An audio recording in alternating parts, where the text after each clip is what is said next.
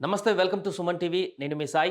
వర్షాలు గత కొన్ని రోజుల నుంచి క్రమంగా 2 రాష్ట్రాలలో కురుస్తున్నటువంటి సందర్భంలో వాగులు, వంకలు, నదులు అన్నీ కూడా ఉధృతంగా ప్రవహిస్తున్నాయి.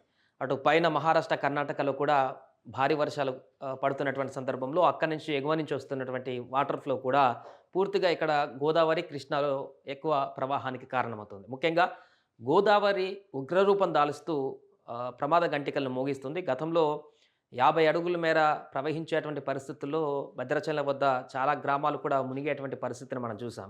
ఎప్పుడూ రానటువంటి విధంగా చాలా కాలనీల్లో కూడా నీరొచ్చి అక్కడి నుంచి అందరిని పునరావాసం పంపించినటువంటి సిట్యుయేషన్‌ని గతంలో మనం చూసాం. ఇప్పుడు కూడా అదే రకమైనటువంటి పరిస్థితి ఇంకా రాలేదు, కానీ వచ్చేటువంటి సూచనలు కనిపిస్తున్నాయి. భారీగా ఉగ్ర గోదావరి అక్కడ కనిపిస్తుంది. దానికి సంబంధించినటువంటి వార్త ఒకసారి చూద్దాం. గోదావరి ప్రవాహం ఎలా కొనసాగుతుంది భద్రాచలం వద్ద అని. సో ఇక్కడ భద్రాచలం వద్ద మళ్ళీ రెండో ప్రమాద హెచ్చరిక. నిన్నటి వరకు మొదటి ప్రమాద హెచ్చరికతోనే కొనసాగింది. బట్ నిన్న హెవీగా ప్రవాహం రావడంతో అక్కడ నది ప్రవాహం మరింత పెరగడంతో రెండో ప్రమాద హెచ్చరిక జారీ చేశారు. భద్రాచలం వద్ద గోదావరి ప్రవాహం పెరగడంతో శుక్రవారం రాత్రి మళ్ళీ రెండో ప్రమాద హెచ్చరికను స్థాయికి చేరింది. గోదావరి ఎగువన ఉన్న మహారాష్ట్రలో భారీ వర్షాలు కురుస్తుండటంతో పాటు కాళేశ్వరం సమ్మక్క బ్యారేజ్ వద్ద నుంచి పెరిగిన వరద గోదావరికి చేరుతుండటంతో నీటి మట్టం తగ్గినట్టే తగ్గి పెరుగుతోంది. గురువారం రాత్రి 11 గంటలకు 48.10 అడుగుల నీటి మట్టం ఉండగా శుక్రవారం ఉదయం 8 గంటలకల్లా తగ్గి 46.90 అడుగులకు చేరింది. దీంతో రెండో ప్రమాద హెచ్చరిక ఉపసంహరించారు. కానీ ఆ తర్వాత పెరుగుతూ నిన్న రాత్రి 9 గంటలకు నీటి మట్టం 48 అడుగులకు చేరింది ఒక్కసారిగా. దీంతో మళ్ళీ రెండో ప్రమాద హెచ్చరికను జారీ చేశారు. కాగా వరదలతో ముంపు గ్రామాల రైతులు పంట కాలం ఆలస్యం అవుతుందని ఆందోళన చెందుతుండగా రహదారులపైకి నీరు చేరి ఏపీ, ఛత్తీస్గఢ్, ఒడిశా రాష్ట్రాలకు కూడా రవాణా స్తంభించింది. ఇక ఇది గోదావరి ఉగ్రరూపం 48 అడుగులు దాటి ప్రవాహం కొనసాగిస్తుంది.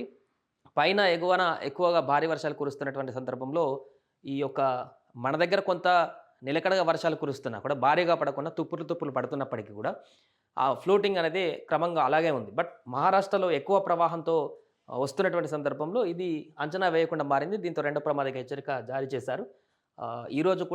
ఈరోజు రేపు కూడా వర్షాలు ఇంకా భారీగా మన తెలుగు రాష్ట్రాల్లో ఉన్నాయని చెప్తున్నారు కాబట్టి 50 దాటితే మూడో ప్రమాద హెచ్చరికలు కూడా జారీ చేసేటువంటి అవకాశం ఉంటుంది. చూడాలి ఏం జరుగుతుంది. రైట్. అలాగే జూరాల ప్రాజెక్టులో కూడా వరద నిలకడగా కొనసాగుతుంది. శుక్రవారం రాత్రి 10 గంటలకు ప్రాజెక్టులో 2,65,000 క్యూసెక్ల ఇన్ఫ్లో ఉండగా 36 క్రస్ట్ గ్లేట్ ఎత్తి స్పిల్వే ద్వారా 2,30,283 క్యూసెక్ల నీటిని విడుదల చేస్తున్నారు. అలాగే 10 యూనిట్లలో విద్యుత్ ఉత్పత్తి కోసం 19,668 క్యూసెక్లు భీమా, నెట్టంపాడు, కుడి, ఎడమ కాలువలలో కలిపి మొత్తం 2,53,290 క్యూసెక్ల నీటిని విడుదల చేస్తున్నారు. సో ఇది భద్రాచలం వద్ద స్నాన ఘాట్లు మునిగే వారికి నీళ్ళు వచ్చాయనేటువంటి ఒక పిక్చర్ని ఇక్కడ మనం చూడొచ్చు. జూరాల కూడా అక్కడ కర్ణాటకలో బీభత్సమైనటువంటి వర్షాలు పడుతున్నాయి. అందుకని అక్కడ జూరాల కూడా పరిస్థితి ఈ విధంగా కొనసాగుతుంది.